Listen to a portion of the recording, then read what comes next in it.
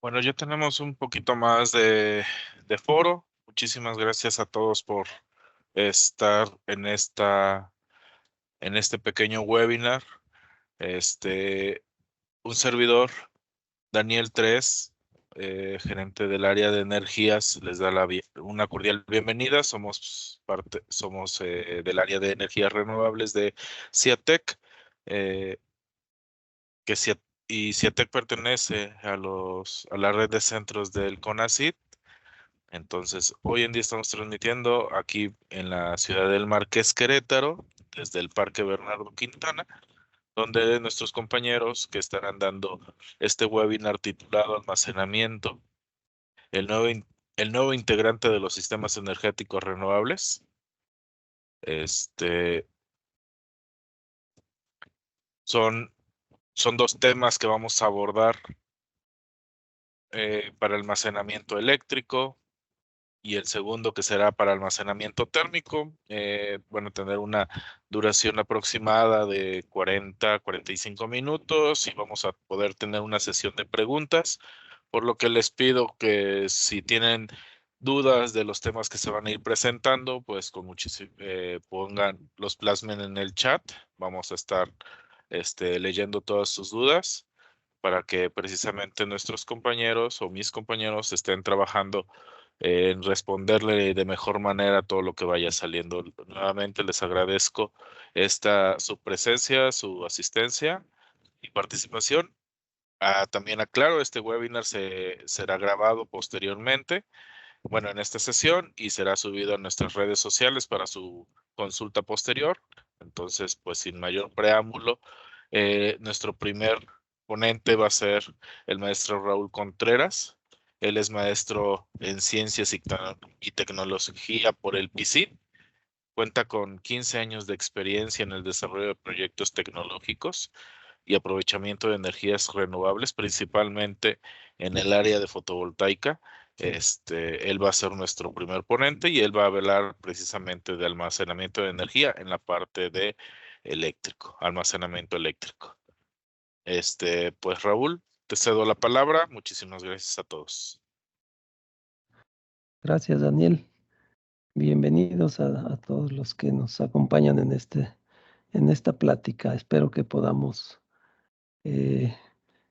pues nutrir un poco más esa curiosidad científica de los que nos acompañan.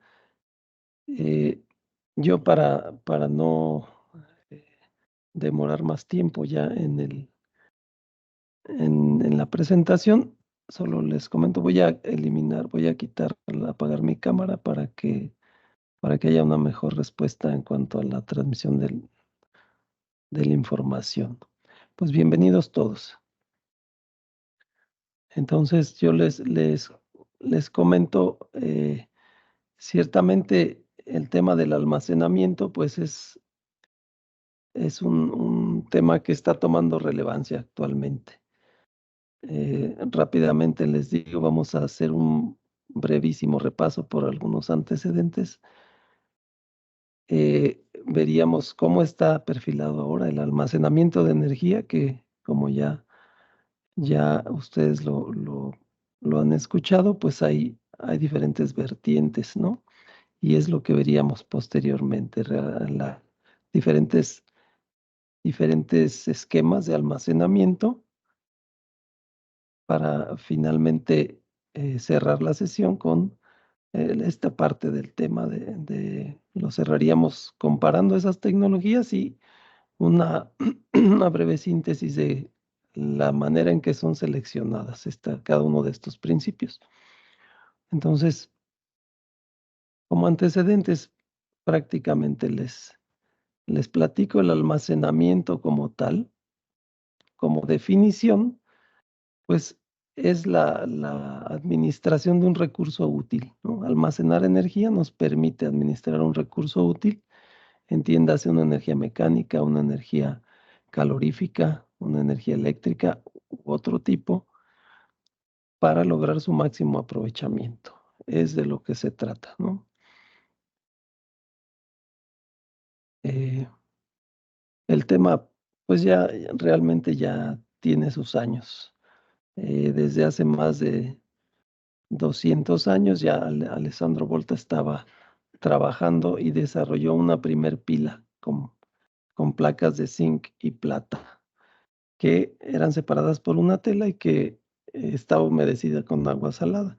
Hoy, con todo el desarrollo científico y tecnológico, pues sabemos que esa tela humedecida con agua salada en realidad tiene muchos iones, muchas cargas que permiten precisamente un flujo de electrones, una corriente eléctrica, en pocas palabras. Entonces es un tema que, pues, eso sí, en los últimos 100 años ha tenido grandes avances y es un poco lo que vamos a ver a continuación, ¿no? Eh, ¿Para qué? ¿Para qué almacenar energía? ¿Qué es lo que nos interesa cuando pensamos en almacenamiento de energía? Pues fundamentalmente vamos a ver el contexto. ¿Qué está pasando en la actualidad? Sucede que el consumo energético está en una tendencia creciente, de la misma manera que la generación. Es indispensable una generación que atiende siempre a un consumo y ese consumo en nuestra sociedad actual siempre es creciente. Si revisan por ahí un poco de información en la Agencia Internacional de Energía, podrán ver este gráfico, ¿no? Suministro de energía en los últimos 30 años. Entonces pueden ver cómo la tendencia es ascendente, siempre creciendo. Aquí hago un acercamiento para que noten por ahí de 2019, cuando se vino la pandemia, hay un declive en esta tendencia del suministro y que implica generación energética, pero a partir de 2020 recupera esa tendencia ascendente. Entonces, en la franja inferior vemos todos los combustibles fósiles.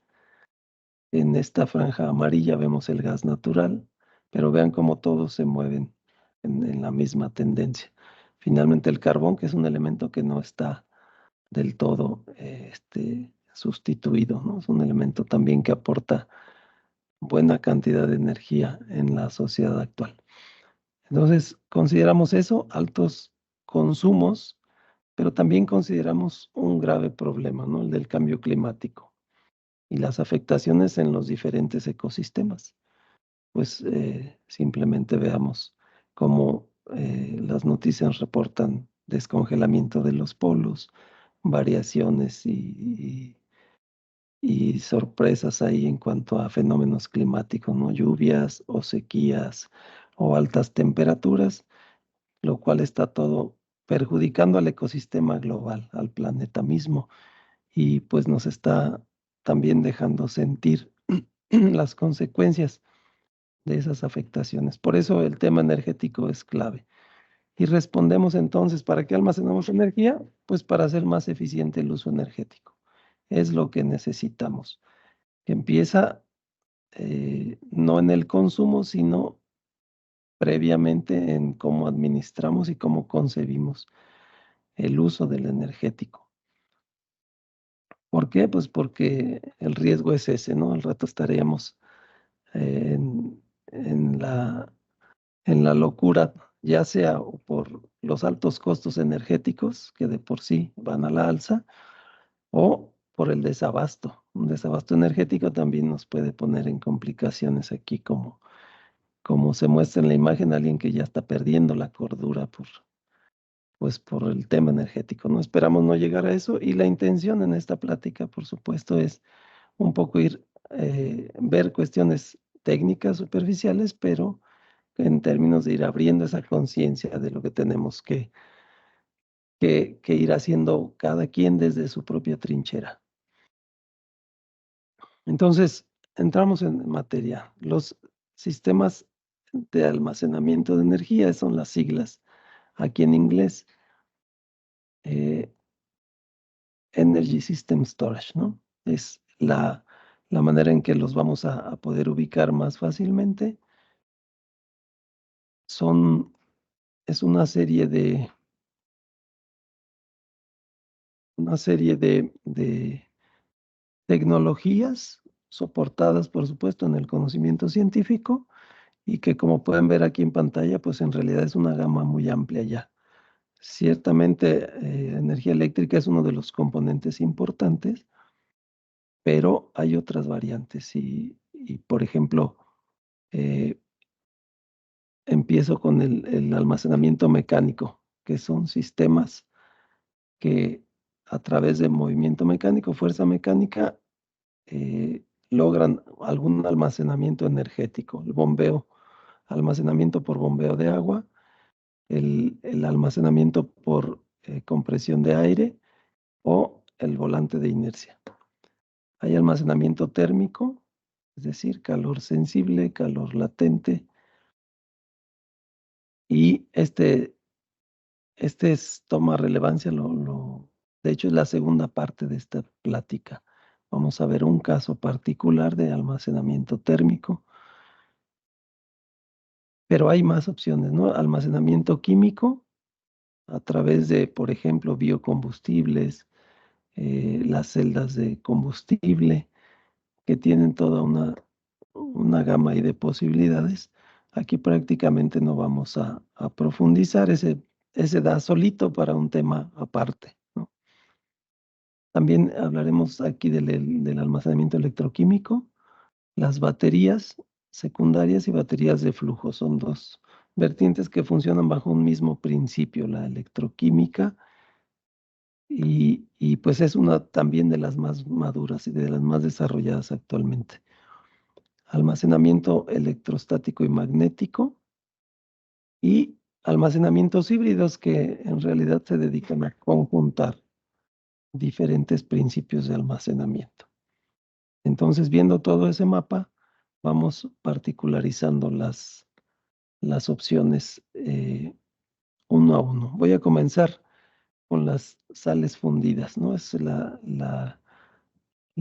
medio más importante para almacenamiento térmico y ocupa sales como nitrato de sodio, nitrato de potasio, nitrato de calcio, que aunque los vemos así como una sal, eh, pues ya el desarrollo ha permitido descubrir que diferentes combinaciones de estas sales, que son prácticamente de fácil acceso, no son materiales eh, que no se consigan, son materiales además estables químicamente, digamos, no son de alto riesgo como un ácido, por ejemplo.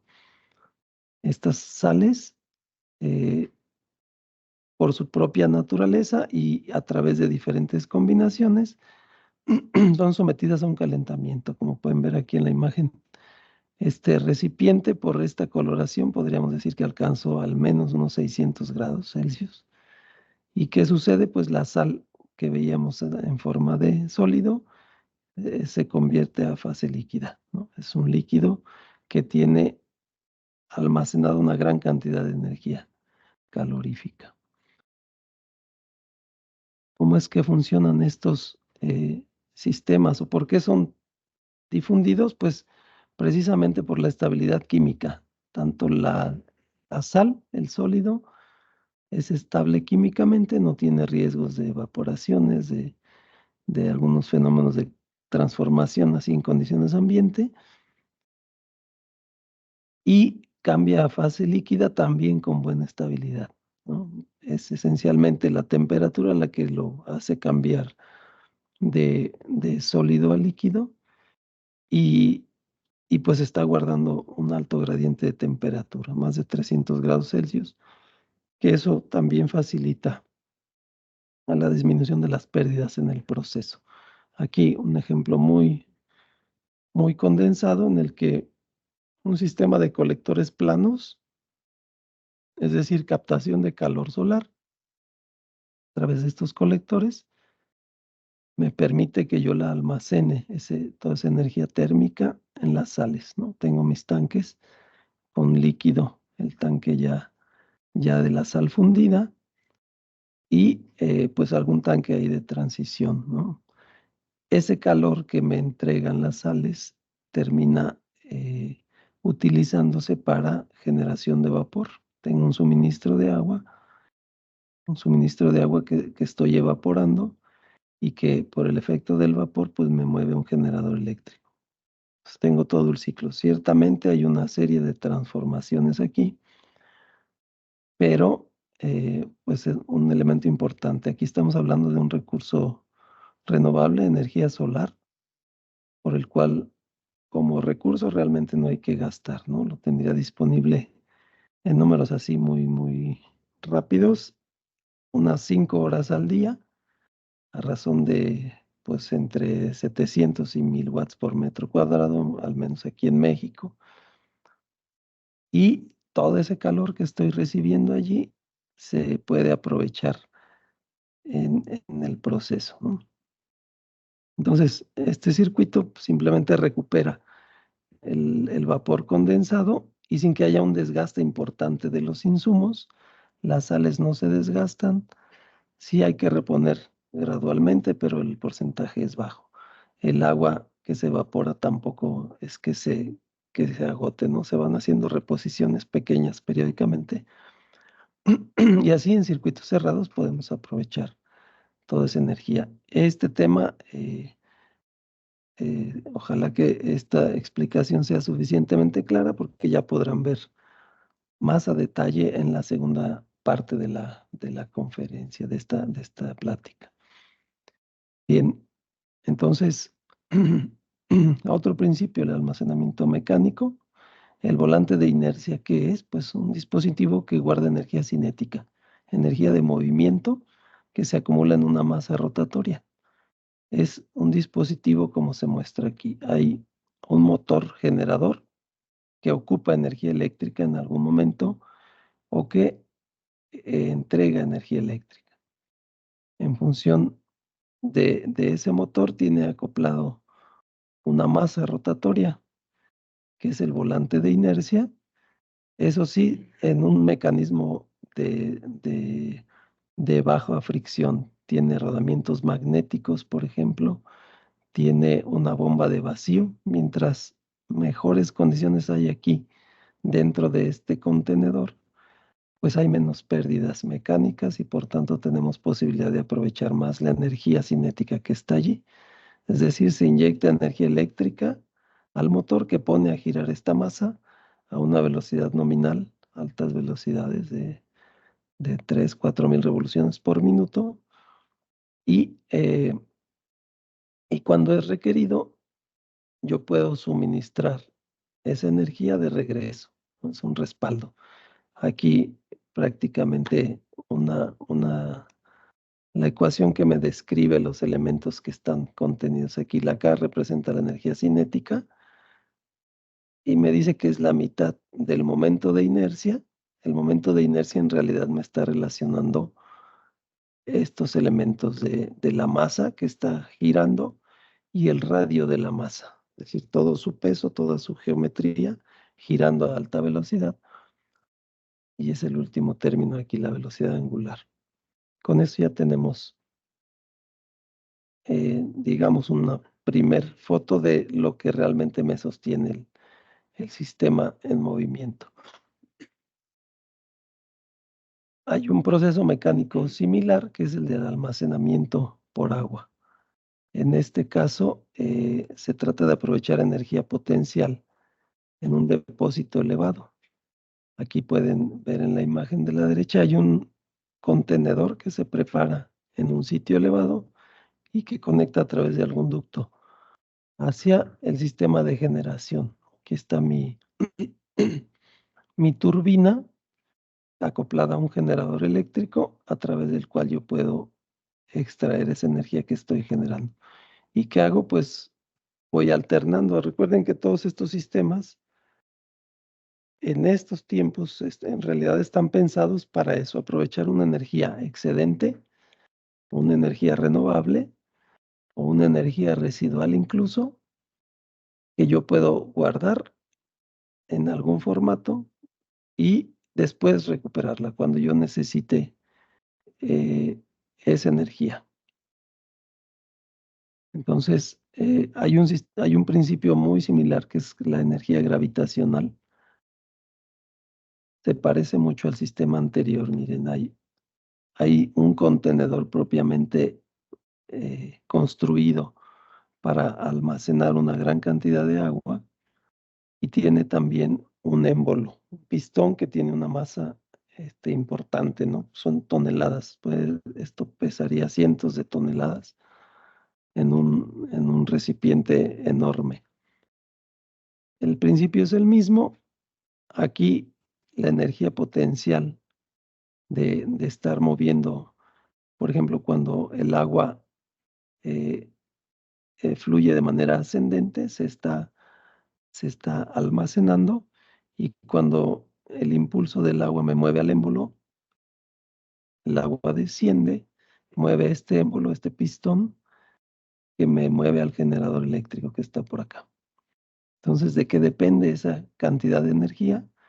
Pues es en función de la masa de este pistón que está aquí, la masa de agua que se desplaza, la gravedad y la altura. Esas tres variables ya me dicen, mientras más grande yo ponga la masa, si pongo cientos de toneladas, decía yo, y a mayor altura, estoy teniendo posibilidades de guardar más energía. O el último de los mecánicos que vamos a revisar hoy, el de aire comprimido. Este es un sistema que aprovecha, por ejemplo, cavernas que ya no están en uso porque fueron, por ejemplo, parte de una mina, y lo utilizo como un contenedor. Aquí una representación muy sintetizada. Hay un contenedor en el subsuelo, algo que fue una mina, algo que fue algo que permitió la explotación de algún mineral, de algún metal. A ese ya asocio un compresor, es que, me, que se alimenta de energía eléctrica. Paso por esta torre de acondicionamiento y presuriza al final en el propio, en la caverna. Cuando yo libero este aire comprimido, puedo mover la turbina y el generador eléctrico. Entonces, tengo ya una producción aquí pues, que está en función precisamente del volumen que hay en la caverna, cuánto aire puedo yo guardar allí, la presión a la que lo estoy guardando y por tanto esa masa, ¿no? Y también la temperatura, aquí es un factor relevante. La temperatura me, me afecta en cierta medida la compresión y es inherente al proceso. Entonces, pues también es muy similar a los anteriores. En función del tamaño de la caverna, en función de la presión de operación, yo puedo estar guardando más o menos energía. Bien, vamos ahora a ver los sistemas que esencialmente ya se basan en almacenamiento de energía eléctrica. Tenemos el supercapacitor, que es un dispositivo, lo vemos gráficamente. El capacitor tiene dos placas, un ánodo y un cátodo, en las que va guardando cargas iónicas, ¿no? Cargas positivas, cargas negativas, como lo ven aquí. Por eso se asocia la terminal de salida a cada una de ellas, ¿no? La terminal positiva, el positivo de esa batería, y la negativa al propio de la batería. Los capacitores normales tienen una sola cara donde almacenan cargas. Este es un supercapacitor porque el desarrollo tecnológico ha permitido que tenga doble cara de almacenamiento. Entonces aquí hay acumulación de cargas, aquí hay un separador que evita ese cortocircuito, ese flujo de cargas entre las terminales, y, y con eso voy guardando energía. Entonces, aquí esencialmente yo ya tengo energía eléctrica ya guardada. Ya no está en formato ni mecánico ni de otro tipo. ¿De qué depende la cantidad de energía? Pues de la capacitancia, es decir, el área, el tipo de material que yo utilizo para fabricar el capacitor y el voltaje que yo suministro en terminales. Es un recipiente en donde yo, mientras más voltaje pongo, tengo posibilidades dentro de ciertos límites de guardar más energía. Y aguas, porque si nos pasamos de voltaje, pues estos truenan como pirotecnia. El almacenamiento supermagnético, que esta es una tecnología poco todavía explorada, pero se ha difundido poco. El magnetismo, en esencia, es un flujo de corriente eléctrica a través de una espiral de alambre. Bueno, pues este almacenamiento aprovecha ese campo magnético. Hay aquí acumulación de cargas en terminales. Yo la surto de alguna fuente de corriente por ahí y voy recargando en este almacenamiento. ¿Qué complicaciones tiene? Pues que requiere esta sección que ven aquí en verde, tiene que estar enfriada para una adecuada superconductividad de la bobina. Entonces hay que ponerlo a 270 grados Celsius en negativo, menos 270, y tenemos las mejores condiciones para ese almacenamiento y después podrá ser aprovechada esa energía. Entonces, este está muy poco difundido, la verdad es que es un sistema complejo por todos los complementos que hay que agregar, ¿no? Y los materiales son especializados, este separador, ciertas membranas que son sensibles y que permiten el paso de ciertos iones, son materiales muy sofisticados, muy caros, por supuesto, y bueno, eso termina elevando el costo del sistema. Ahora sí pasamos a la parte más conocida de todos, ¿no? La parte de almacenamiento electroquímico, y comenzamos con las baterías plomo ácido, sistemas que seguramente todos los que nos hemos acercado a un vehículo pues hemos visto, ¿no? Una batería es esencialmente eso, parecida al capacitor, pero en dimensiones mucho mayores, con mayores capacidades. Tiene una placa que es el ánodo, donde guarda cargas negativas, y el cátodo que guarda cargas positivas.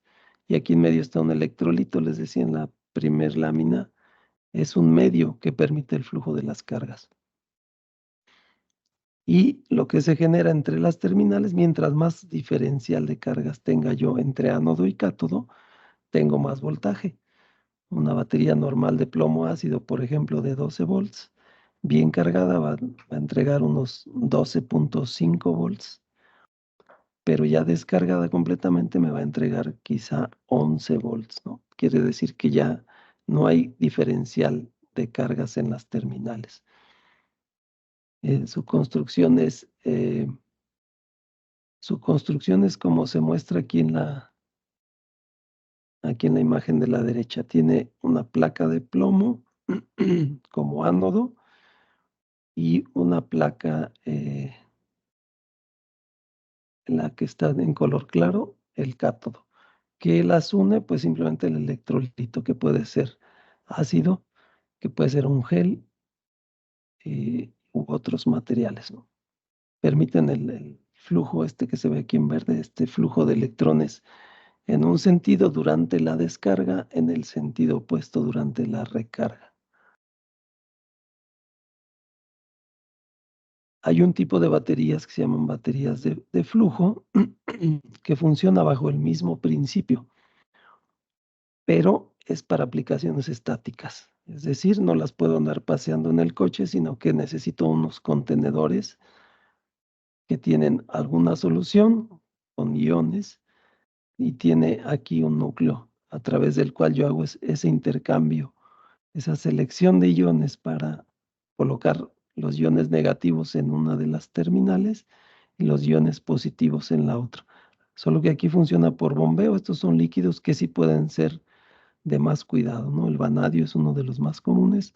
El zinc bromo es el que puede hacer, es otro de los más populares en este sentido. Bueno, pues realmente la batería hace lo mismo, decíamos, que la de plomo ácido, pero aquí yo necesito una bomba, hay que invertir energía para desplazar a través de estar recirculando estos fluidos y estar modificando esa acumulación de cargas positivas, negativas en los extremos. Y tengo mis terminales de salida eléctrica. Aquí en este recuadro tengo una terminal positiva, una terminal negativa y puedo operar las cargas que necesito acá. Decía, aplicaciones estáticas son las más recomendadas para este caso. Y por último, las baterías de litio, que seguramente también ya todos hemos escuchado hablar. Es una tecnología que ha desplantado muchísimo porque funciona bajo el mismo principio de las baterías que vimos previamente, solo que cambian los materiales, ¿no? Aquí en las placas se utilizan, si lo observan, se parece mucho al capacitor, por ejemplo, y es el ánodo, el cátodo y un material separador. ¿Qué ventajas ofrece el litio? Pues su densidad energética, tiene posibilidades de acumular más cargas que el plomo, eh, tiene más facilidad de fabricación, tiene, pues por lo tanto también los costos se abaten en términos del consumo ya en la batería. En sistemas ya más sofisticados como en los autos, por ejemplo, los autos eléctricos y sistemas de almacenamiento de gran escala, se requiere un sistema de gestión de batería que está monitoreando cómo está el nivel de carga de la batería, el estado de salud de la batería, la temperatura y algunas variables relevantes que nos permiten pues tener diagnósticos, saber cuando una batería está sometida a algún estrés que la pone en riesgo, etcétera, ¿no? Entonces, esta no es casualidad que sea una de las tecnologías más comunes y ya la encontramos desde relojes de pulso hasta grandes almacenamientos en contenedores, por ejemplo, de tren, ¿no? Cantidades monstruosas de energía ya se basan en este principio.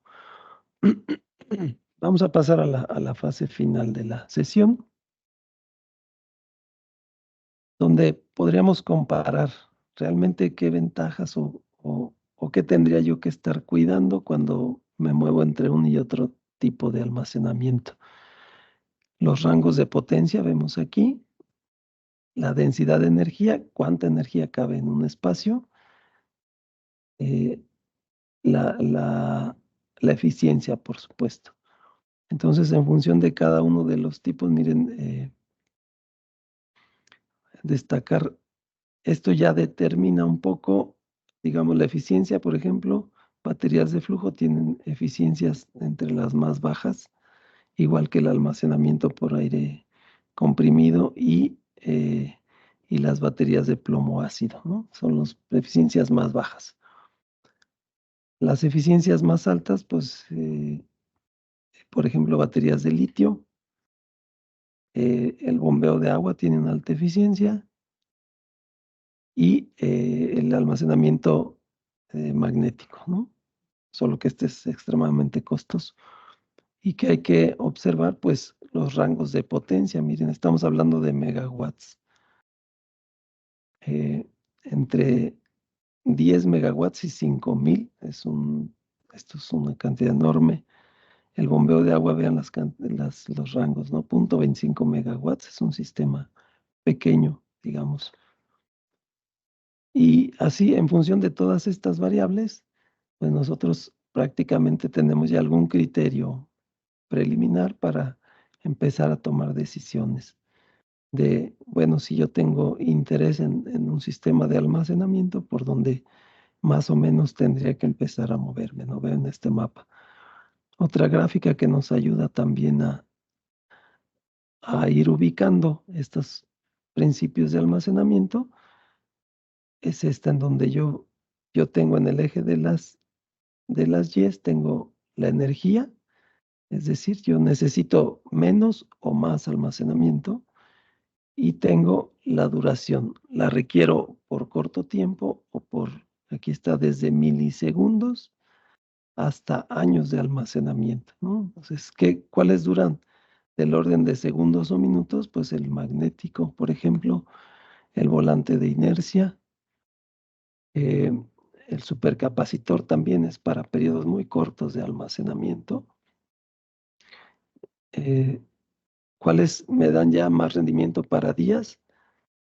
Pues encontramos algunos sistemas de compresión de aire y, por ejemplo, pues ya baterías ya también ya van desde horas y tendiendo a días, ¿no? En función de los tamaños. Entonces, también con este mapa, nos ayuda a descubrir cuáles tienen retos de sistema, las figuras en color ocre, cuáles ya son maduros, los azules, y los que están en desarrollo, ¿no? A nivel demostrativo, los que están en recuadros verdes. Así que si combinamos estas dos y aquí en particular, cómo se desempeñan las baterías, diferentes tipos de baterías que existen desde la de plomo ácido, algunas que a lo mejor hemos visto por ahí, pero no son tan comunes como ahora el litio, ¿no? Estas son baterías pequeñas, níquel cadmio, níquel metal hidruro, estas, no sé, a lo mejor pequeños taladros, en pequeñas máquinas, ¿no? O dispositivos electrónicos, pero la de mayor escala, pues está aquí en las de litio ahora, ¿no? Por su densidad de energía, decíamos, en menor espacio guardan más energía. Están las unidades en watt hora por litro. Imagínense una sola batería de litio me puede guardar 300 watt hora en un solo litro, ¿no? Cuando una de plomo ácido solamente me puede almacenar a lo mejor 75, este, 75 watt hora. La diferencia es, pues, 3, 4 veces más. Entonces, ya con toda esta información, pues ya tenemos posibilidades ahora y paso a la parte final en la presentación, ¿no? Si a mí me interesa seleccionar, saber al menos a qué puedo aspirar en términos de almacenamiento de energía, pues hay una secuencia recomendada. Esto es lo que como centro les podemos sugerir para que ustedes empiecen a incursionar en este ámbito, ¿no? O para que cuando lo requieran, pues quien provea estos servicios, pues les pueda ayudar a la decisión. ¿Dónde empezamos? Identificando el mayor impacto energético ambiental, ¿no? ¿Dónde tengo mi principal carga energética, la demanda? Ya sea necesito calor, hay empresas, hay fábricas que su gasto fuerte se va en calentamiento de algo, o generación de vapor, o tratamientos térmicos por ejemplo, operación de grandes hornos de gas, o puede ser eléctrico, que eso es, digamos, otro de los más comunes. Se requiere mucha energía eléctrica para alimentar motores, compresores, maquinaria en general. ¿Por qué no? Puede ser también una gran demanda energética de combustibles fósiles, ¿no? Por ejemplo. ¿Y para qué lo usas? Pues es para calefacción, ¿no? Para calentar algo. Entonces, ahí comenzamos. Hay que determinar cuál es el impacto más importante, mi consumo mayor, para entonces poder pasar a este análisis de alternativas. ¿Qué tengo que revisar ahí? Pues de cuánto estoy hablando, qué volúmenes de energía tengo que mover, son watt hora,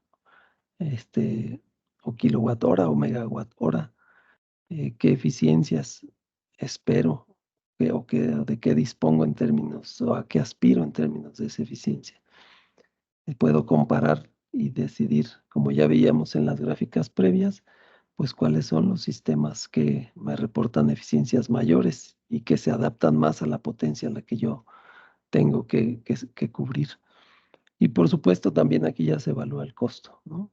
Ya hay tecnologías que ya podemos cotizar rápidamente, así por estos números de qué potencia lo requieres o de qué cantidad de almacenamiento, y lo podemos cotizar rápido, pero hay otros sistemas que como implica un proyecto para desarrollar, imaginemos el almacenamiento por aire comprimido, pues hay que buscar en dónde se va a guardar todo ese aire que sea seguro, y eso cuesta también, ¿no? Eso implica una inversión que tendrá que valorarse aquí en el proceso de selección.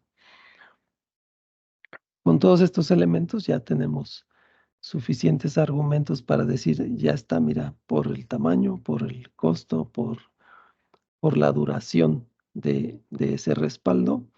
No es igual hacer un sistema ultra rápido que me responda en fracciones de segundo a hacer un sistema que me tiene que durar 3 o 4 días por ausencia por ejemplo, de energía solar, lo que hemos dimensionado aquí en Ciatec, bancos de almacenamiento de baterías para cubrir suministro energético durante una semana, por ejemplo, un sistema crítico de comunicaciones, un sistema de adquisición de datos que requiere ser energizado durante días, pero además está en una ubicación donde no tengo acceso a la red eléctrica. Entonces, dimensionamos el sistema, determinamos las cargas acá, cuánto realmente va a consumir, y recomendamos la tecnología que nos puede ayudar para, para cubrir toda la demanda energética en el tiempo en el que se requiere.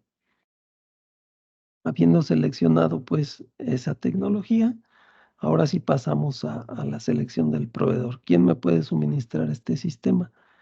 ¿Quién es el que ofrece mejores garantías o mejores precios? ¿O quién está disponible, ¿no? Tampoco, eh, digo, si fuera el caso de almacenamiento magnético, pues seguro que no van a encontrar proveedores aquí en cualquier esquina. Entonces, habiendo ubicado ya al proveedor, pues empieza el proceso de diseño de todo ese sistema, todo el proyecto en el que eh, se determina dónde va a quedar, cómo va a quedar, dimensiones de contenedores, de instrumentación, de equipos auxiliares. Y que cuando se tiene eso, ya todo el diseño se puede hacer la parte económica, ¿no? Pues cuánto cuesta, y que esto también puede llevar a un ciclo. Es decir, pues si mi presupuesto está acotado, como todos sabemos, nada es infinito, al menos en términos de presupuesto, y hay que decir, pues no, entonces para esa tecnología realmente no me da, o para ese tamaño de sistema no me da. Entonces pensemos en reducirlo, pensemos en cambiar algo de lo que ya habíamos pensado para poder llegar a una cuestión de viabilidad de implementar el sistema. Y pues esto nos da ya toda la información para hacer la implementación, y podemos entonces sí proceder al proyecto, ¿no?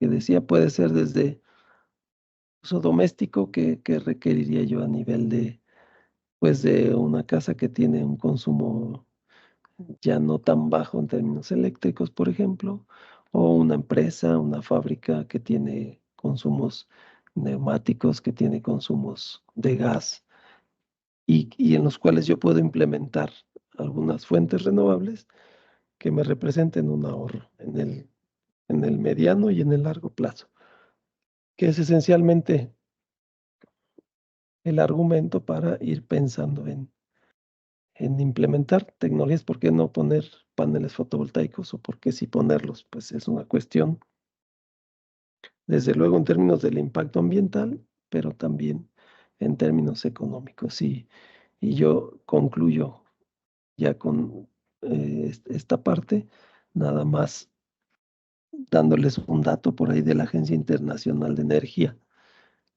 Por ejemplo, en esta época en la que estamos migrando rápidamente a la movilidad eléctrica, ahora muchos vehículos eléctricos, muchos vehículos, digo automóviles como tal, pero también pequeños vehículos, ¿no? Los scooters, las bicicletas, las motocicletas.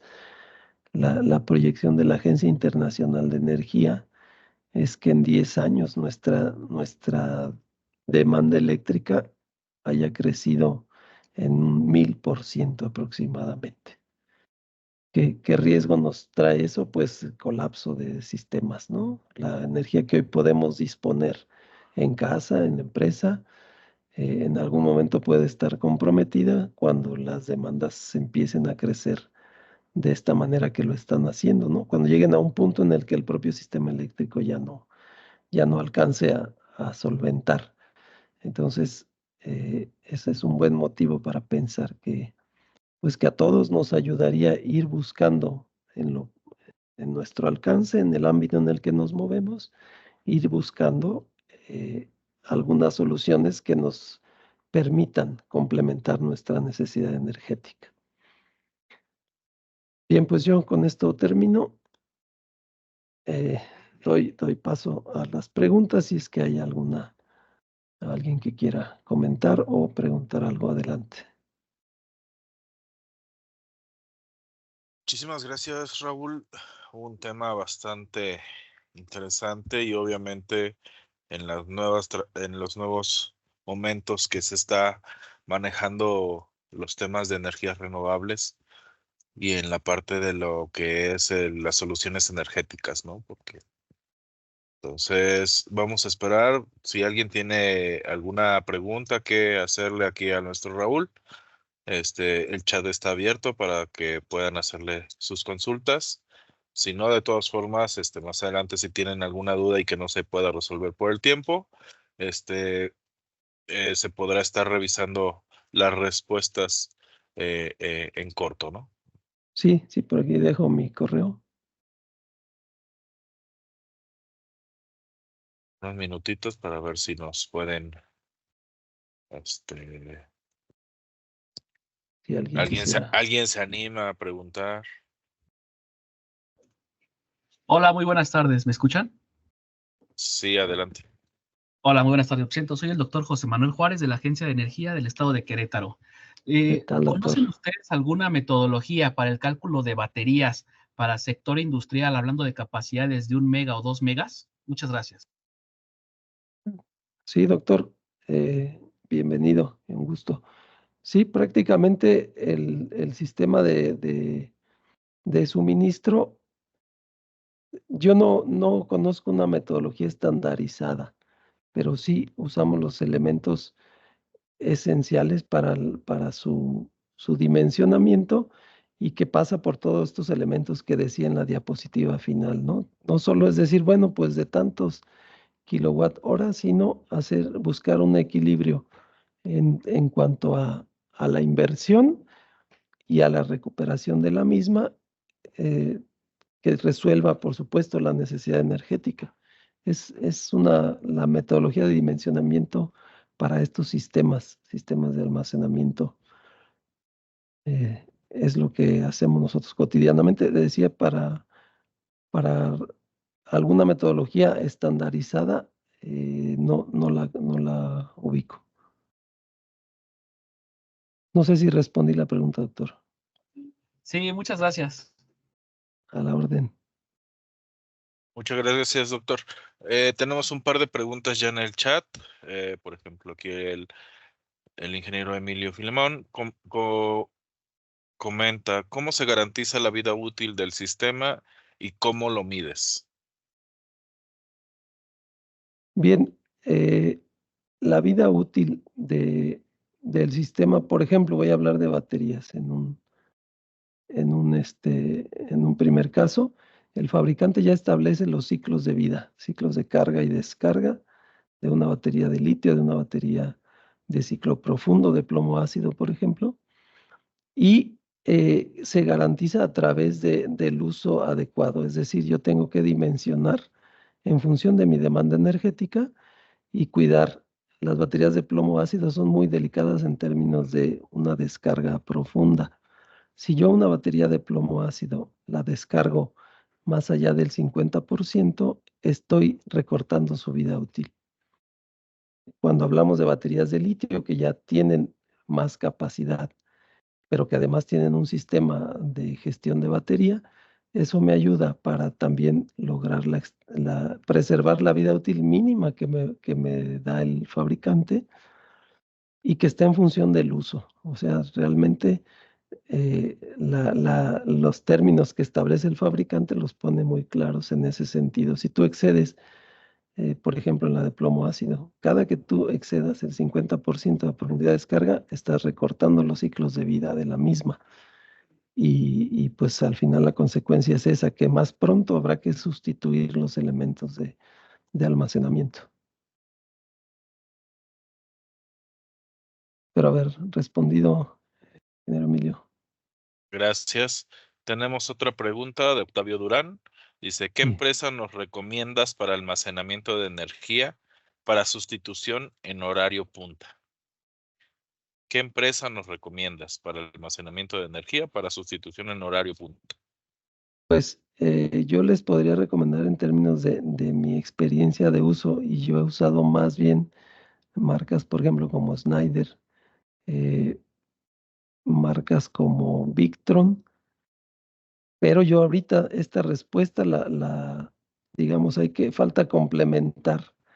Ese almacenamiento está ligado a qué fuente, ¿no? Si es una fuente renovable, yo hablo específicamente de paneles, por ejemplo, y Schneider en lo particular nos ha quedado pues mal porque sus equipos han fallado y ya no hay servicios. Pero ahorita estamos probando Victron, que no es una empresa, el distribuidor, la marca existe y puedes encontrar más de un proveedor a nivel nacional. E incluso ellos te canalizan al proveedor local como marca de equipos. Victron es recomendable por lo que hemos probado.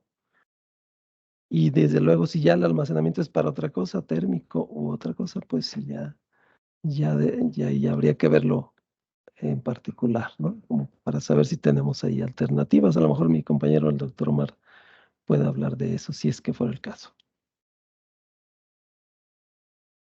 Gracias, Raúl. Comenta Octavio que sí, era para paneles solares. Ok. Entonces, en definitiva, no compren Schneider. Sí, por lo pronto no, ya está muy comprometido ahí la durabilidad de estos equipos, ¿eh? Ok, gracias. Y tenemos otra pregunta de Carlos Alberto. Dice, ¿tendrás bibliografía que recomiendes donde podamos profundizar más sobre el tema? Sí, de hecho, aquí en las diapositivas hay algunas ligas de unas publicaciones.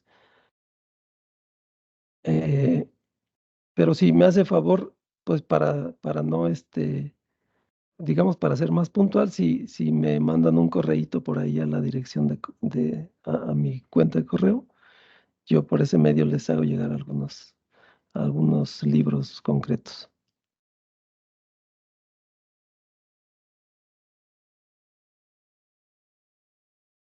Excelente. Bueno, si ya no tienen preguntas, igual de todas formas las pueden ir redactando en el chat si todavía no la tienen bien formulada y les damos salida al final y si no, no las llevamos de tarea. Voy a dejar un momento a la sesión a cargo de mi compañera Clarisa. Ella es coordinadora del área de posgrados, para una pequeña presentación rápida y regresamos con nuestra segunda ponencia. Gracias. Gracias, maestro. ¿Me pueden confirmar, por favor, si ahí ven mi presentación? Adelante. Gracias. Denme un segundito. Ok, bueno, como lo comentaba el maestro Daniel, mi nombre es Clarisa Sánchez, me encuentro dentro del área de posgrados. CIATEC, adicional de toda la parte técnica, pues también tiene esta parte académica, ¿no? Lo que yo les voy a presentar es cuál es la oferta académica con la que CIATEC cuenta actualmente. Perdón, Clarisa, ¿lo puedes poner en pantalla completa? Vemos como si estuvieras dando compartido. A ver, ahí la ven. Ahí se ve bien. Gracias. Gracias. Ok, actualmente tenemos nuestras convocatorias 2024 abiertas, están muy próximos a cerrar.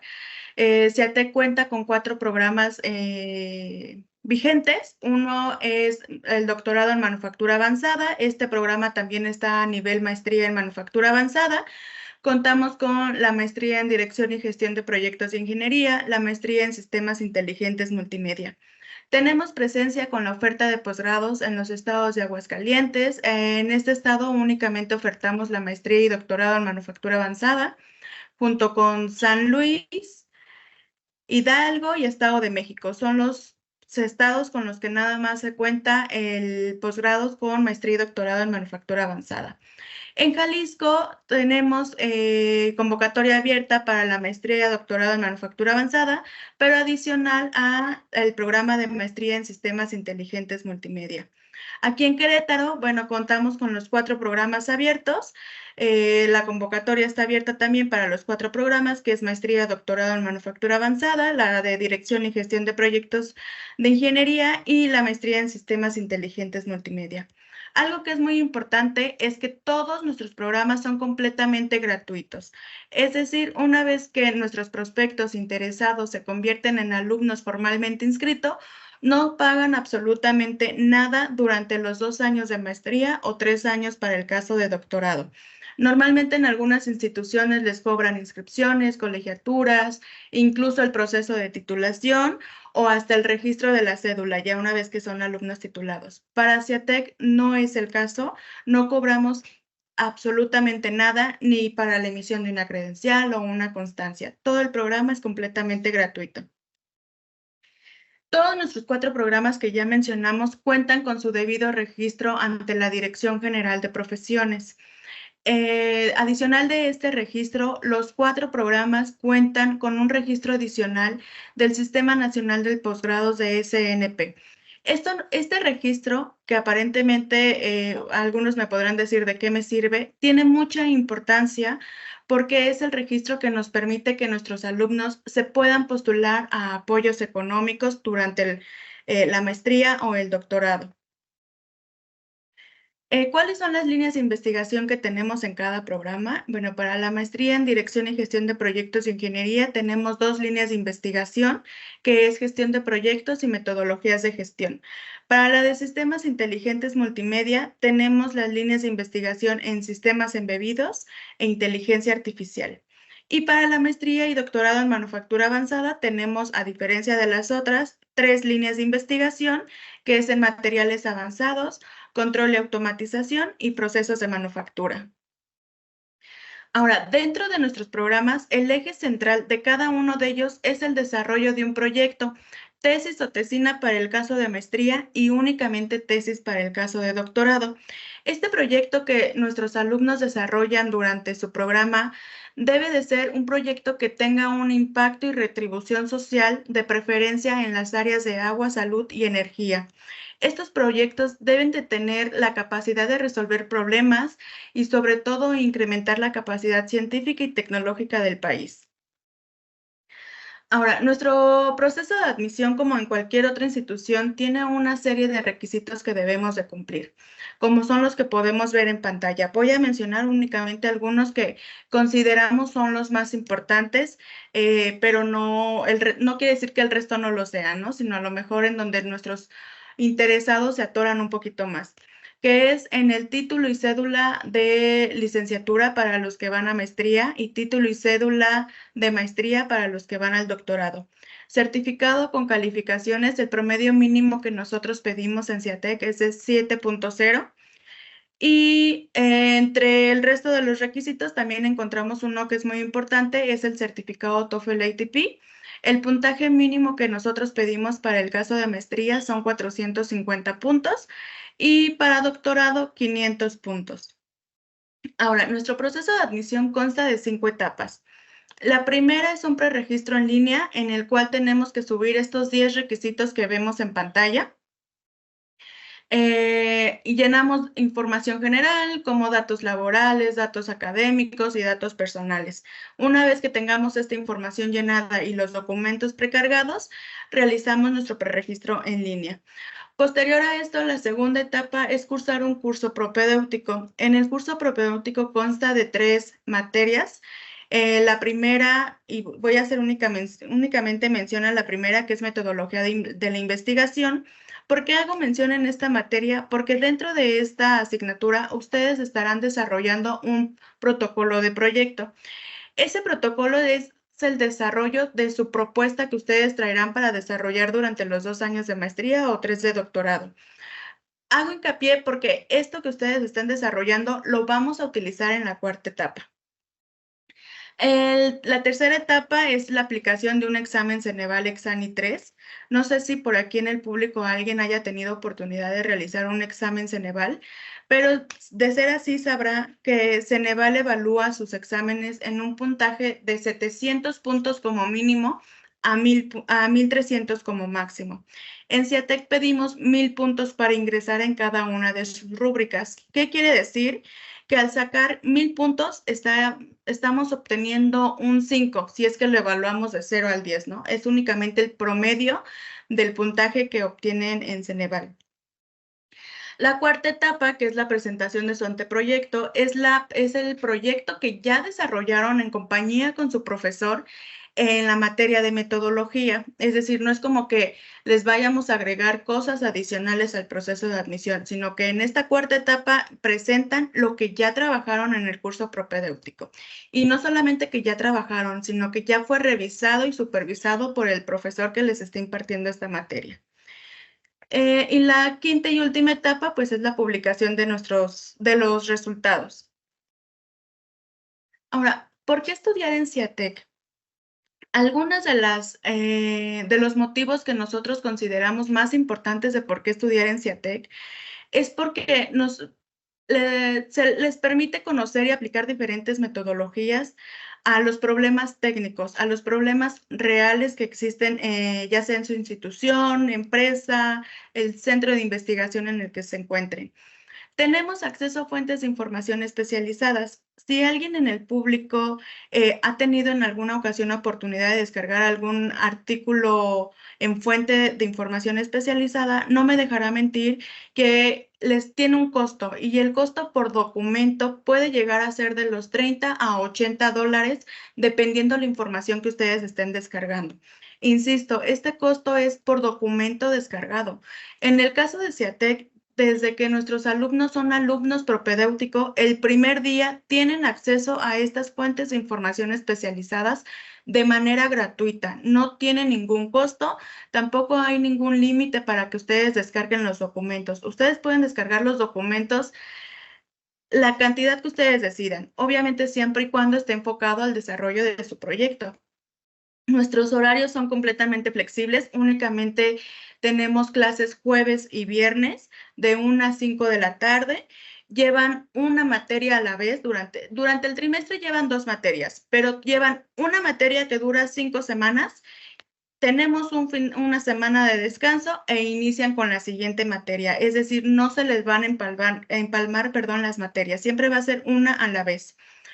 Tenemos interacción directa con la industria y también sobre todo el asesoramiento técnico y académico que ustedes obtienen durante el primer trimestre de maestría o doctorado. Se les asigna en este periodo, pero el asesoramiento lo tienen durante todo el programa que ustedes estén estudiando.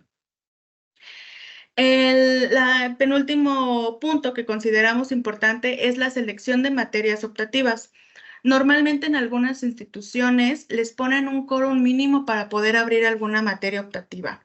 En el caso de CIATEC no es así. Si un estudiante selecciona una sola materia y no hay más interesados en esa materia, la asignatura se abre y se le da de manera personalizada al estudiante, ya que para nosotros es fundamental que ustedes tomen las materias que realmente les sirva para el desarrollo del proyecto.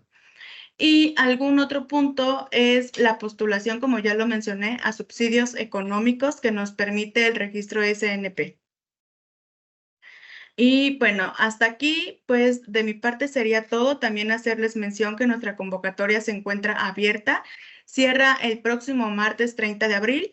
Nuestras convocatorias en CIATEC son de manera anuales. La siguiente convocatoria se estaría abriendo en el mes de agosto. Octubre 2024 para estar iniciando proceso de admisión aproximadamente en abril-mayo 2025. Y bueno, no sé, en este correo electrónico que estamos viendo en pantalla, si alguien tiene alguna duda, nos puede escribir directamente o si gustan también a través, en este momento, podemos realizar una pequeña sesión de preguntas, si es que así lo requieran.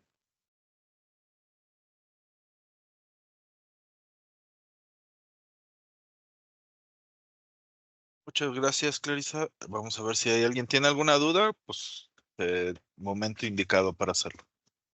Gracias, maestro. Dice, ¿qué pasa si no tienes los 400 puntos de TOEFL?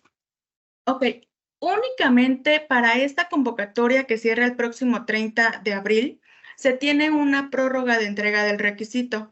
Es decir, el requisito podrán entregarlo a más tardar el 12 de julio.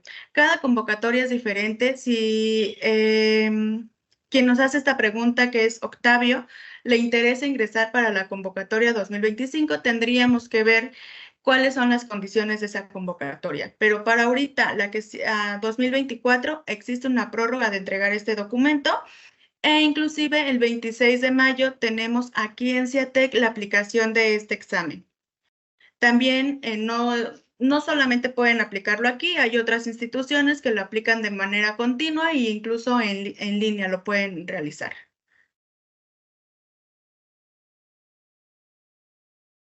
No sé si resolví la duda. En caso de que definitivamente a julio no entreguen este requisito, no podrían ingresar al programa, ya que es un requisito de manera obligatoria y lo tenemos que cumplir, ya que son requisitos que el SNP nos pide para poder tener su registro.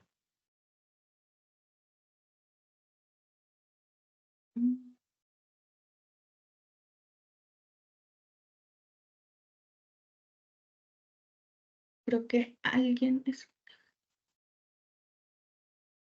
Pregunta si el puntaje es solo para ingresar. El requisito lo pedimos al ingreso, pero sí debe de ser un documento que esté vigente. Estos tipos de certificados tienen una vigencia de 2 años. Si, por ejemplo, Octavio va a ingresar al programa y su TOEFL vence en diciembre de 2024, se le sigue validando siempre y cuando logre su titulación en tiempo. En caso de que tenga un desfase en el proceso de titulación de 1 mes, de 2 meses, tendría que entregar nuevamente este requisito vigente. Pero si se titula en tiempo, aún así el documento ya se encuentre vencido, se le respeta.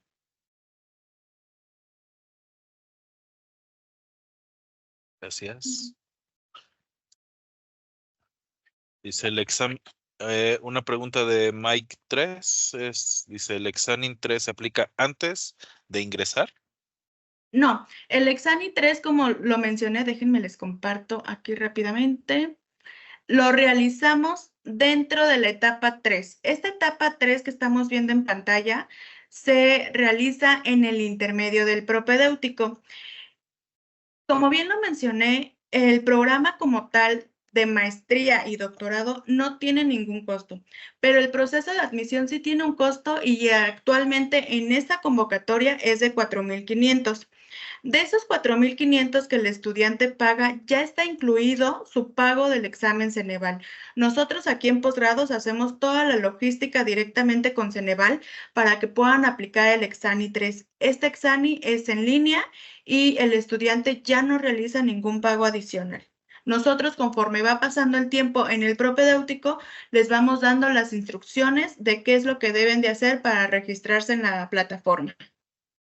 Pero lo realizamos en el intermedio del curso propedéutico. Tomamos la materia de metodologías y tomamos la materia de matemáticas y posterior hacemos el examen Ceneval. ¿Por qué lo hacemos así? Porque el Ceneval evalúa 4 rubros: metodología de la investigación, pensamiento matemático, redacción indirecta y lectura comprensiva. Entonces lo hacemos en el intermedio porque ya tomaron la materia de metodología que se les va a evaluar en el Ceneval y también les sirve la materia de matemáticas, que es un rubro que se evalúa en el Ceneval. Por eso es que tratamos de hacerlo de esta manera. Ya ustedes refuerzan un poquito más estos conocimientos.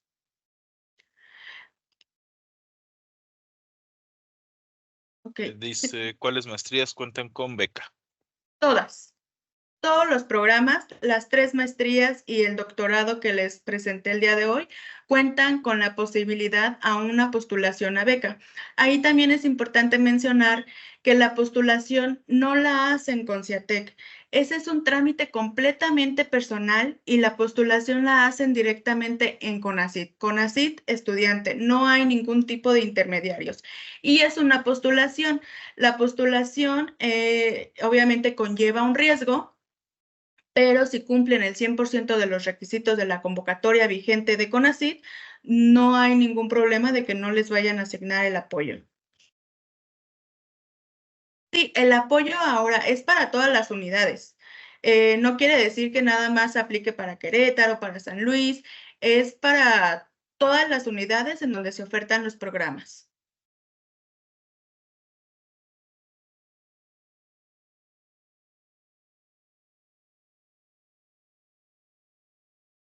Ok.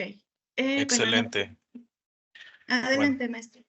Gracias, Clarisa. Bueno, al parecer, creo que hasta ahorita son las dudas.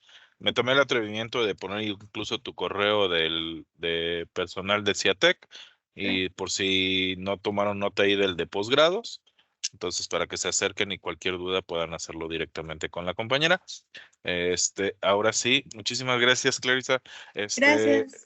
A todos, vamos a continuar con la última sesión de de este webinar con el doctor Omar. El doctor Omar es nuestro compañero que se encuentra en la sede de Jalisco. Él es doctor en Ingeniería en Energía por el Instituto de Energías Renovables de la UNAM y maestro en Ciencias por el Departamento de Física del CINVESTAP, especialista en diseño, simulación y optimización de sistemas termosolares y sistemas de concentración solar para aplicaciones en la industria. Cuenta con más de 10 años de experiencia en estos temas. Entonces, pues Omar, muchas gracias, bienvenidos y pues adelante.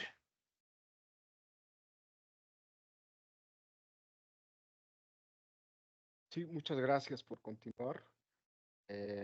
Vamos a dar parte a este segundo episodio, webinar.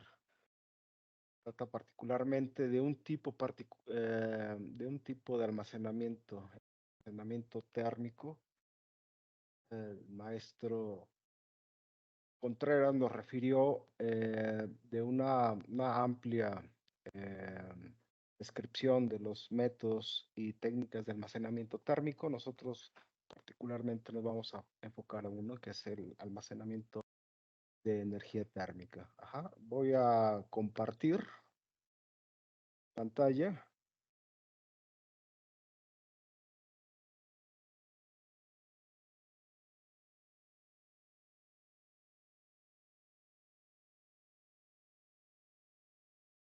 Ok, bueno, el título que tiene esta segunda parte se refiere a particularmente materiales avanzados para el almacenamiento térmico. ¿Sí?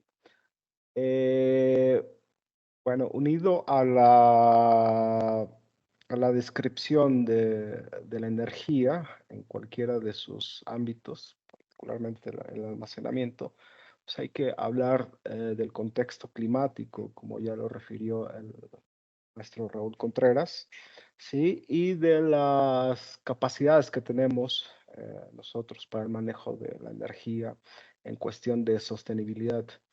Voy a referirme rápidamente a estos acuerdos que se lograron en París por parte de México. Asumió entre algunos puntos estos tres importantes. El primero se refiere a la reducción del 22% de gases de efecto invernadero y a una reducción del 51% del carbón negro. Esto se refiere a partículas suspendidas, al hollín. Otro punto corresponde al mayor uso del gas natural, particularmente en vehículos. Recordemos que el gas natural es de los combustibles fósiles que impactan menor en la generación de gases de efecto invernadero, particularmente del dióxido de carbono. Y por último, pues la generación, el compromiso de generar el 35% de energía limpia mediante fuentes renovables. Esto para el 2024 y para el 2030, pues hacer ese escalamiento hasta el 43%. Bueno, para preguntarnos y respondernos cómo vamos, pues del lado derecho se muestra la matriz energética para el sector eléctrico.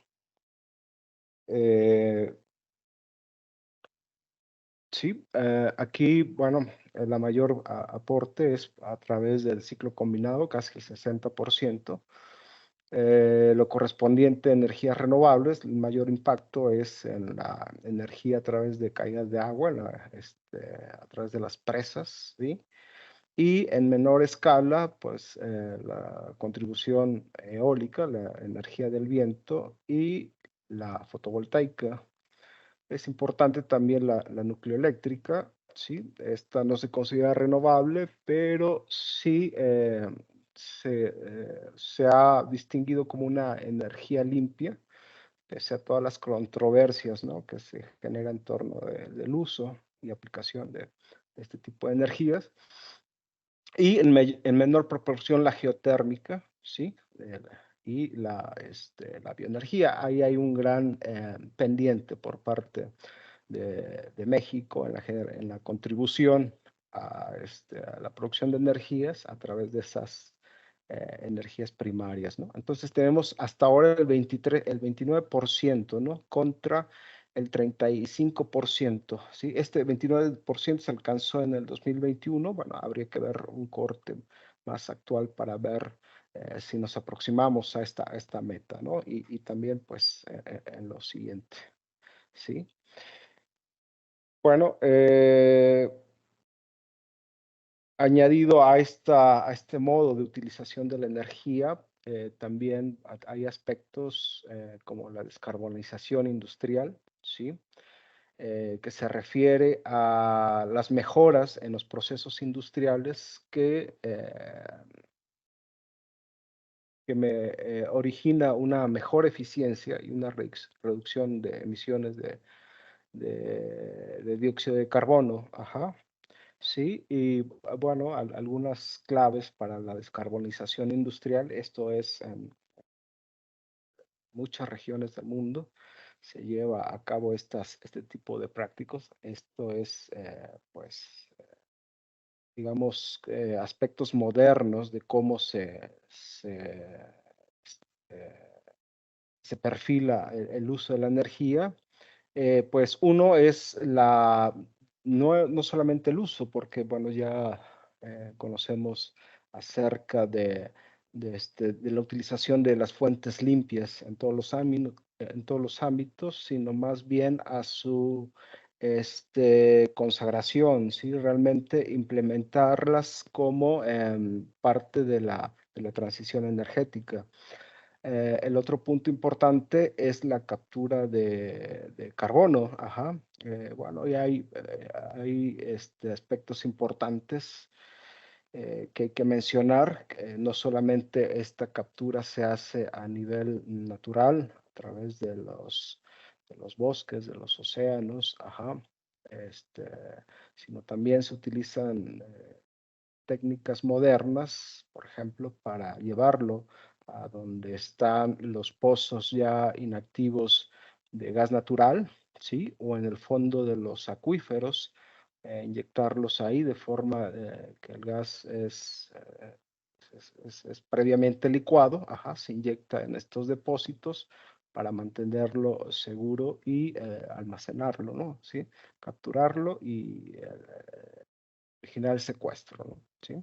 Otro de los aspectos importantes es la eficiencia energética. Esto es tan sonado en todos los ámbitos, que se refiere, bueno, al mejor uso de la energía, a generar más con menos y particularmente, como último punto, el uso de materiales avanzados, que es del tema que les voy a hablar en lo siguiente, ¿no? Se refiere a los nanofluidos y los materiales de cambio de fase. Bueno, ¿qué son los nanofluidos? Ustedes quizá hayan escuchado estos términos muy actuales, de las nanociencias, nanotecnologías. Y bueno, los nanofluidos se refieren a suspensiones coloidales, es decir, a sustancias que son conformadas por nanopartículas, que pueden ser de origen de las múltiples formas las formas alotrópicas del carbono, como son los nanotubos de carbonos, el grafito, el diamante, el grafeno, ¿sí? Pueden ser metálicas, como partículas de oro, cobre, etcétera, o de origen de dióxido metálico, ¿no? ¿Sí? Como por ejemplo el óxido de cerio, el óxido de cobre, etcétera, entre otros, ¿sí? Estas partículas son disueltas en un fluido base, ¿sí? Que es generalmente los fluidos que conocemos en las aplicaciones térmicas, que se llaman fluidos de transferencia de calor, que pueden ser, por ejemplo, el agua, puede ser aceites térmicos, glicoles, etcétera. Y a través de procesos, que lo voy a mencionar más adelante, se logra una suspensión coloidal, ¿sí? Que puede ser estable en cierta medida, ¿no? Bueno, eso es lo que digamos, lo que describe a un nanofluido, ¿sí? Pero, ¿por qué son tan importantes los nanofluidos? Bueno, los nanofluidos tienen relevancia porque son sustancias que mejoran notablemente la transferencia de calor, tanto a nivel de conducción, ¿sí? Como a nivel de convección. Para entender esto, aquí tenemos un gráfico donde me describe la conductividad térmica, que es la propiedad de los materiales para saber qué tan buenos conductores del calor son, ¿sí? Y en este cuadro anaranjado vemos la conductividad de los líquidos, que se utilizan para la transferencia de calor, como el agua, como el aceite térmico, etc. Son muy bajas en comparación, por ejemplo, con las partículas metálicas, como el cobre, la plata, ¿sí? Y son pues prácticamente insignificantes en comparación con algunas formas alotrópicas del carbono, como los nanotubos, ¿sí? Y el diamante. Cuando se combinan estos dos elementos, las partículas con los fluidos de transferencia de calor, tenemos los nanofluidos y hay una mejora, ¿sí? Notable en la conductividad térmica, ¿sí? Por ejemplo, aquí hay reportados algunos trabajos hechos para nanofluidos híbridos, ¿sí? Que utilizan nanotubos de carbono con óxido de titanio, ¿sí? Y como fluido de transferencia de calor, el agua o el etilenglicol, 50-50, bueno, es una mezcla de agua y etilenglicol, y en una concentración menor al 1% de estas partículas, suspendidas. Entonces vemos que es notable el incremento en la conductividad térmica. Y bueno, hay más casos, ¿sí? Para el óxido de grafeno y para otro trabajo reportado en nanotubos de carbono, donde tienen hasta el 45%.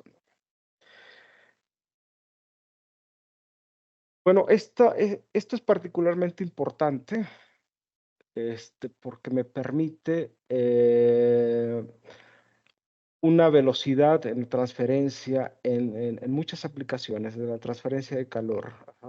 Particularmente, aquí cito algunos, por ejemplo, los equipos termosolares, al utilizar estos nanofluidos, pues aumenta la capacidad y de captar energía térmica, ¿sí? Si antes un colector le llevaba medio día almacenar a toda su capacidad energía térmica, ahora lo va a hacer en unas cuantas horas, ¿no? ¿Sí?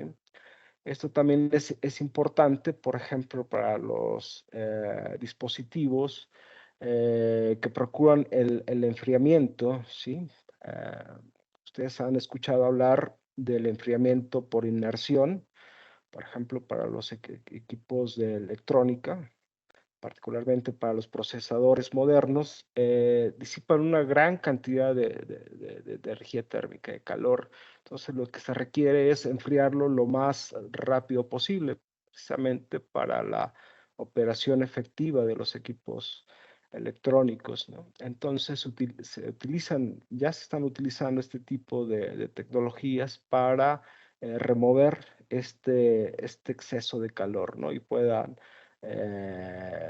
operarse de forma eficiente estos equipos, pero también se puede utilizar a gran escala, por ejemplo, en los intercambiadores de calor.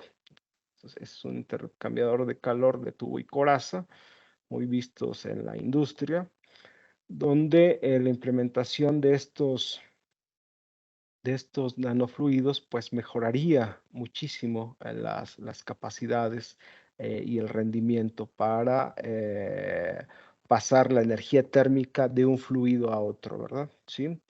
Resumiendo, las mejoras por uso de los nanofluidos pues es precisamente el aumento en la conductividad térmica. Esto lo que permite es utilizar menos material utilizado en la transferencia de calor y me permite equipos compactos, ¿sí? Por otra parte, los procesos son de corta duración, hay un aumento en la eficiencia energética también, y bueno, lo más importante son estos dos, que es la reducción en costos, ¿sí? Entre menos material utilice, pues la reducción de mi equipo es menor. Por otra parte, la mitigación de emisiones de CO2, ¿sí? ¿Cuáles son los desafíos para este tipo de fluidos? Uno de los desafíos está en la estabilidad de estos coloides. Ocurre que sedimentan o hay agregación muy comúnmente. Después de algún tiempo vemos que la mezcla no es homogénea, sino que hay agregados o puede haber una mayor concentración de estas partículas al fondo, ¿sí? Y eso pues no permite que sea operado de forma óptima este componente. Y bueno, hay algunas técnicas de mitigación, por ejemplo, la utilización de ultrasonido, ¿sí? O la modulación de pH, por ejemplo, la adición de surfactantes, y otro es la síntesis verdes. Cada uno pues tiene sus pros y sus contras, ¿sí? Por ejemplo, el uso de surfactantes lo que propicia es la formación de espumas, que pues es perjudicial, ¿no? Tenemos ahí, al formar espumas, tenemos algún gas involucrado, ¿sí? Dentro de nuestro fluido, y eso no es adecuado, ¿no? ¿Sí? Por ejemplo, también la modulación del pH, ¿sí? Origina soluciones ácidas y esto pues aumenta la corrosión cuando se utilizan, por ejemplo, tuberías metálicas, ¿no? ¿Sí? Hay una forma, pues este es un enfoque moderno que se llama síntesis verde de nanopartículas, y esto es utilizando elementos naturales para hacer la la generación de estas nanopartículas a partir de iones metálicos, ¿sí? Hay un agente reductor que son producidos por estos medios naturales. Como resultado obtengo estas nanopartículas, por ejemplo, de plata, de cobre, de oro, que son originadas pues de forma natural, ¿no? Esto no solamente ayuda a tener un componente que me va a contribuir a la eficiencia del sistema, sino que en su producción voy también a mitigar gases de efecto invernadero, ¿verdad? Muy bien. Ahora, ¿qué tiene que ver todo esto con el almacenamiento de energía? Bueno, en esta parte voy a referirme a los materiales de cambio de fase, ¿sí? Y vamos a ver que una problemática de los materiales de cambio de fase es que su conductividad térmica es pequeña, lo que limita ahí su función. Pero, ¿qué es un material de cambio de fase? Bueno, para eso me voy a referir a los conceptos precisamente de cambio de fase, calor sensible y calor latente. Y me voy a auxiliar de este diagrama, que es el diagrama de cambio de fase del agua, ¿sí? Aquí veo los dos y hasta un tercer estado del agua, ¿sí? Aquí está en estado sólido, ¿sí? En forma de hielo, ¿sí? En estado líquido, ¿sí? Y esta es su fase gaseosa, como vapor, obviamente. En el cambio de un estado a otro, se utiliza energía para llevar precisamente a cabo este cambio, ¿sí? Y la energía es convertida en forma es almacenada en forma de calor, ya sea sensible o latente, ¿sí? Cuando hago por ejemplo, aquí para llevar el hielo a estado líquido se necesitan estas cantidades, estas unidades de BTUs para lograr el cambio de fase. Después, esta rampa es para calentar el agua, ¿sí? Esta parte sería la parte de calor sensible, refiriéndose a un aumento en cuanto mayor sea la captación de energía, ¿sí? O el almacenamiento de energía, y llega una parte donde no hay cambio, por ejemplo, en la temperatura ni en la presión, pero hay una absorción de la energía para referirla como calor latente. Si ven, estas unidades son mucho mayores que la parte sensible. Aquí más o menos, hablando en términos del vapor de agua y del agua líquida, tenemos que el vapor almacena hasta más de 5 veces energía en el vapor con respecto al agua en estado líquido, ¿no? Entonces vamos a referir que los materiales de cambio de fase son sustancias que pueden absorber o liberar grandes cantidades de energía térmica, ¿sí? Cuando sufren precisamente este cambio en su condición física, que es el cambio de fase, ¿no? ¿Sí? Una manera rápida de clasificar los materiales de cambio de fases son clasificados como orgánicos o inorgánicos o una mezcla de estos, ¿sí? Como orgánicos podemos tener, por ejemplo, la parafina, ¿sí? Es un material de cambio de fase. O, o los metales, por ejemplo, el galio, el cesio y otros elementos, sí que pueden utilizarse, así como las sales hidratadas.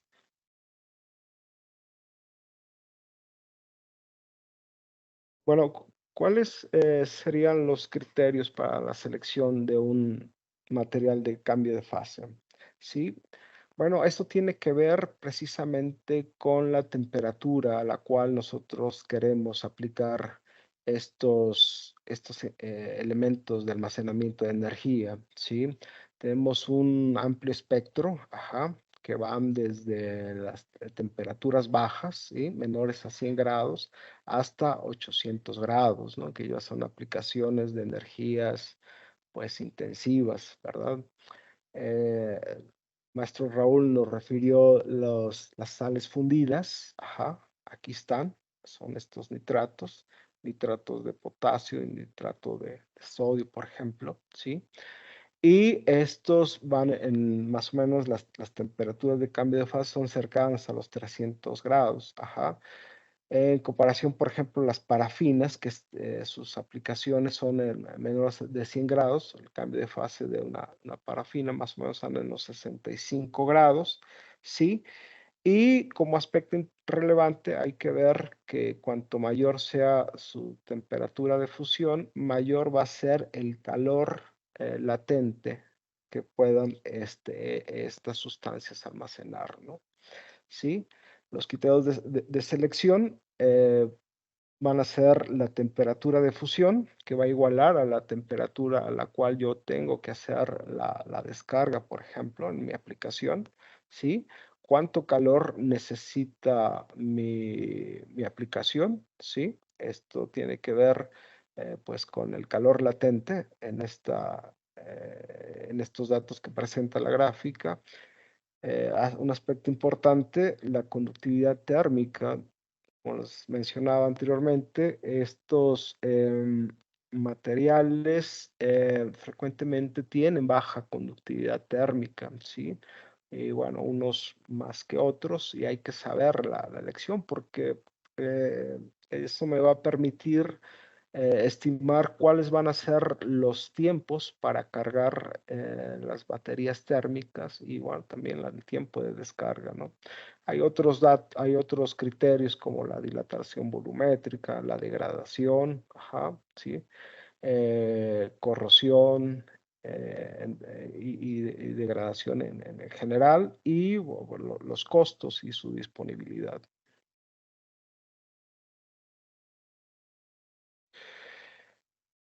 En la primera parte, bueno, ya se mencionaban ahí algunas aplicaciones de las sales fundidas a través de una aplicación termosolar, ¿sí? Utilizando estas sales de estos nitratos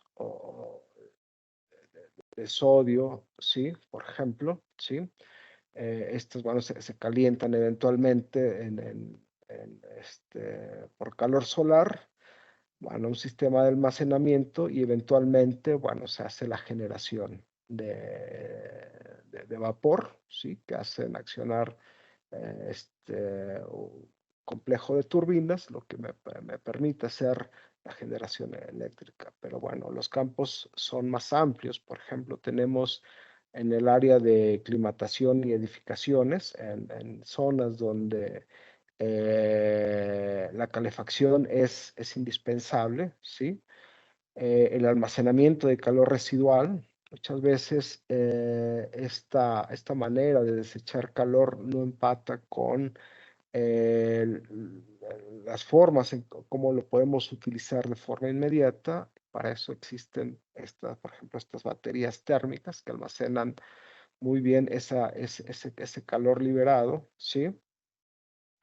Y bueno, la relevancia de todas estas aplicaciones, pues es precisamente el aumento en la densidad energética, ¿sí?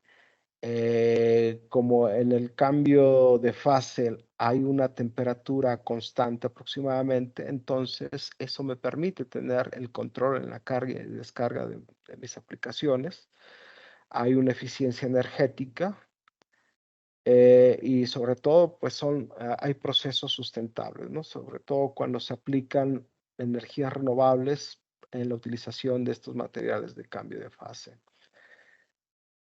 Es importante mencionar que el almacenamiento en general me permite, no solamente el almacenamiento térmico, sino el almacenamiento energético dicho de forma amplia, y esto es a gran escala, por ejemplo, me permite equilibrar ese balance que debe de haber entre la producción y el consumo en las grandes redes de consumo, por ejemplo, en la red eléctrica nacional, ¿no? ¿Sí? Debo de asegurar que tener la suficiente energía para poder cubrir todos estos picos de demanda, ¿sí? De los que mencionaba ya el maestro Raúl en su anterior charla.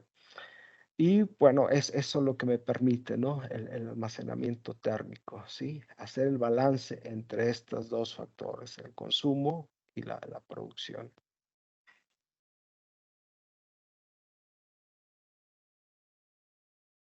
Bueno, esta ya es la parte, digamos, final de la presentación. Este aspecto es moderno en la parte de almacenamiento térmico a largo plazo, ¿sí? Una de las cosas que apunta, que son, digamos, muy actuales y que requieren esfuerzo por parte de los investigadores es cómo lograr el almacenamiento a largo plazo, ¿no? Tanto en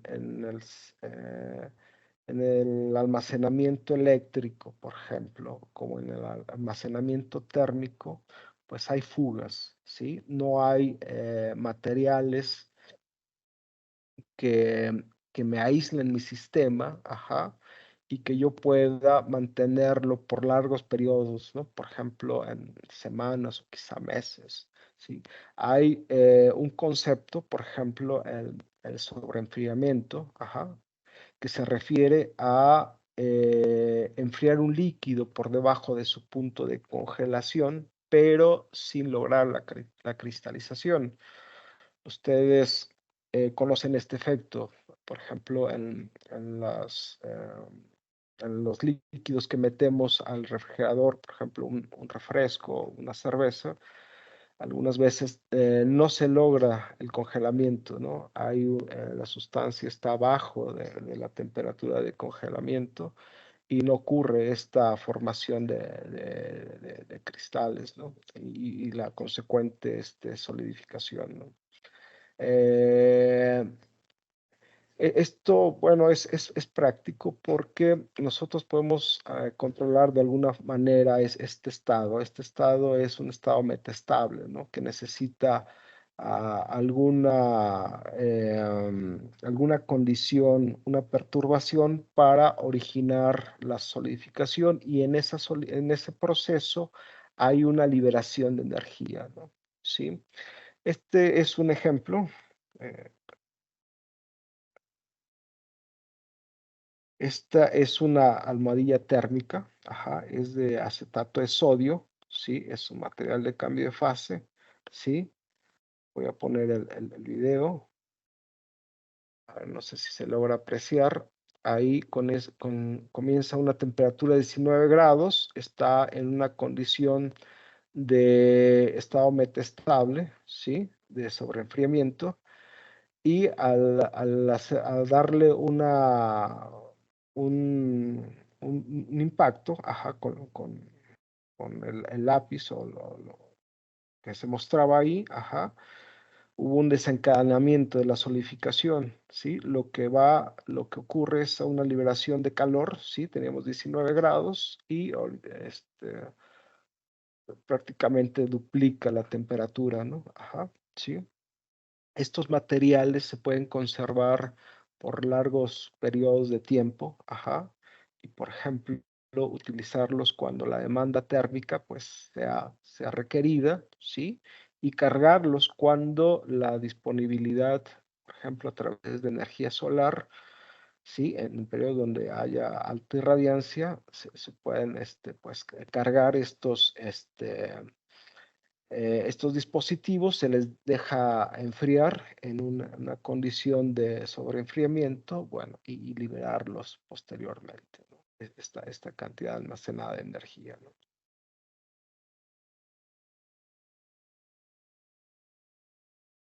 Bueno, ya para terminar, los aspectos destacables de esta parte, bueno, fueron el uso de los nanofluidos, mejoran la transferencia de calor en aplicaciones industriales, ¿sí? Y a la vez que procuran procesos sustentables. Uno de los retos de estos nanofluidos es la estabilidad, es decir, evitar la agregación y sedimentación, y una de las técnicas prometedoras es la síntesis verde. Por otro lado, también hablamos de los materiales de cambio de fase, que la relevancia es su almacenamiento térmico, que tiene gran capacidad. Y por último, hablamos del almacenamiento térmico a largo plazo por esta condición de sobreenfriamiento controlado, ¿no? Lo que permite reducir el consumo de electricidad, por ejemplo, y gas naturales cuando se utiliza para aplicaciones de calefacción en edificaciones, ¿sí? Bueno, por mi parte es todo, ¿sí? Si tuvieran algún comentario, una pregunta, pues con todo gusto. Aquí está mi correo, también por si tuvieran alguna inquietud, algún comentario adicional, lo puedo atender por este medio. Muchas gracias.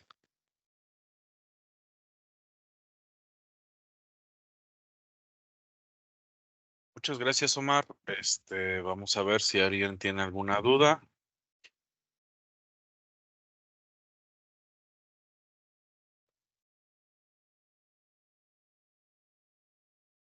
Es un tema un poquito más complejo, un poquito más de investigación. Entonces, sí es.